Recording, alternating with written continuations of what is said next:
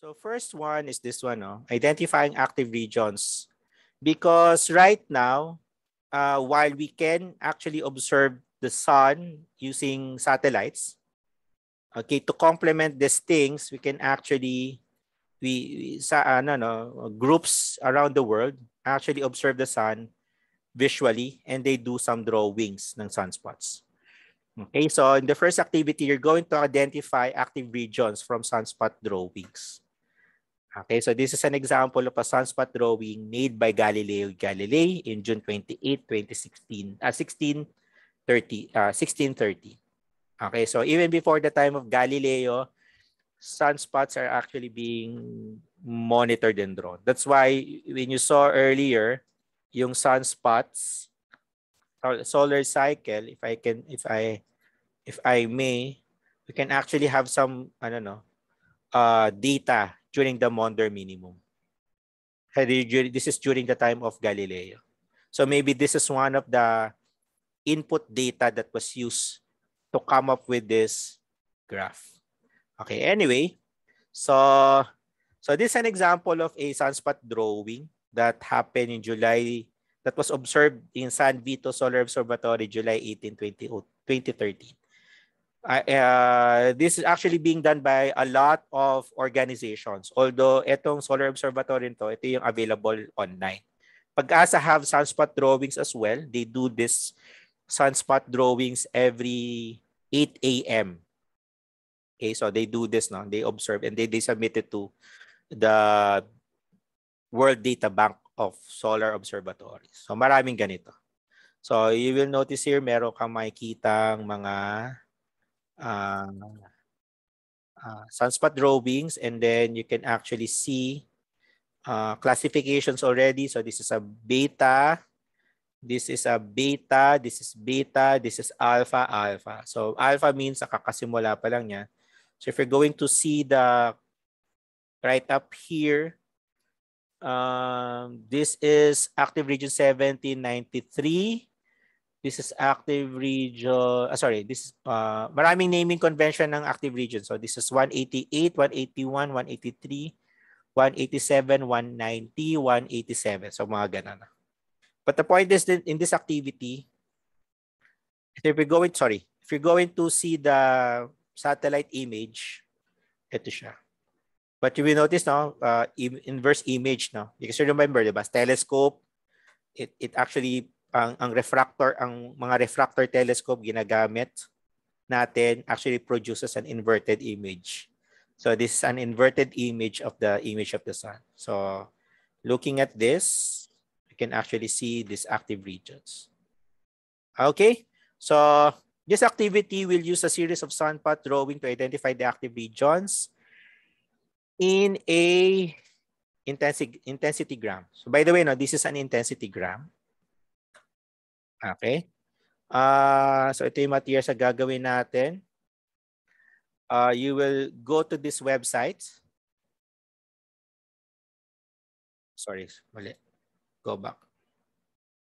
Actually go to this website. Okay.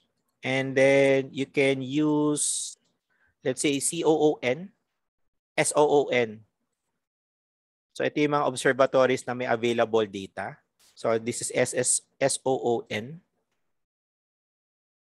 Okay, and they have, this is, they deposited their sunspot drawings from 1979 to 2019. Okay, so let's go to 2019. So let's say 2 years ago today, September. So wala siyang figure, no? So let's say 2014. And then September.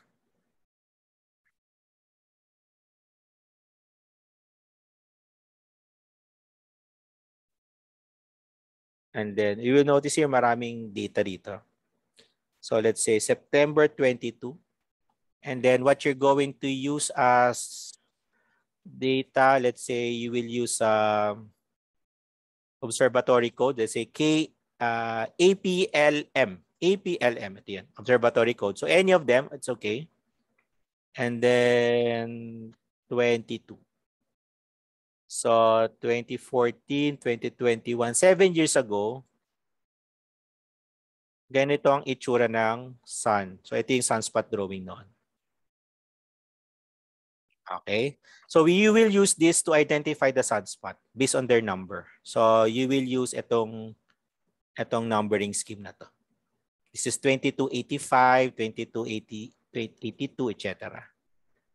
Nakukuha ba ko? So ito yung gagamitin yung numbering. And then, what we do is we go to this website. Sorry. Again, you go to these websites.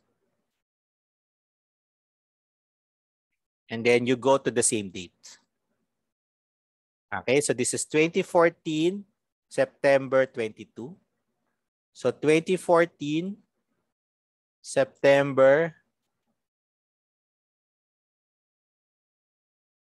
22. And then just use the first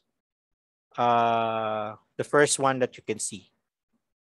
So ang naming convention nito, this would be year, date, year, month, day. This is hour, minute, second in universal time. So this is in 0 UT. IC means intensity gram continuum. 1K is that means yung resolution. This is 4K. This is 250 megapixels. Sorry, 1K 256 by 256 pixels.